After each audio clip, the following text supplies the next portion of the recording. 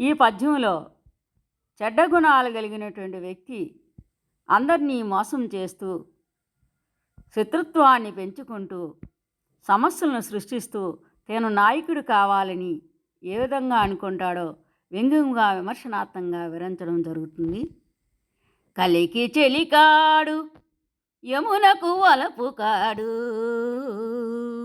కలికి అంటే అందమైన స్త్రీకి, చెలికాడు అంటే స్నేహితుడంట, యముడు అంటే మృత్యుదేవత అయినటువంటి యమధర్మరాజుకి వలపుకాడు అంటే ప్రియమైన వాడు అని అర్థం అన్నమాట.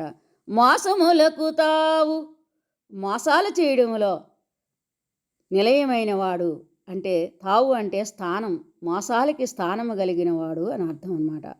విరోధములకు ప్రోవు, విరోధములకి మూలమంట. దుర్గుణంబులకు కానాచి, చెడ్డ పనులు చేయడంలో నిలయమైన వాడు అంటే ఆరితేరినవాడు అని అర్థం అన్నమాట. తులువ అంటే దుష్టుడు, భూచి భయంకరుడు అని అర్థం అన్నమాట. భూచి అంటే భయంకరుడు.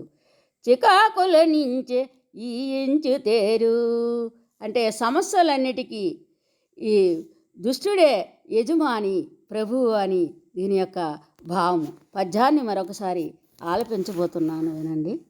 కలికి చెలికాడు యమునకు వలపు కాడు, మోసములకు తావు విరోధములకు ప్రోవు. దుర్గుణంబులకు కానాచి, తులువ భూచి ఆ చికాకుల నుంచే మాయించెరేడు. ధన్యవాదములు.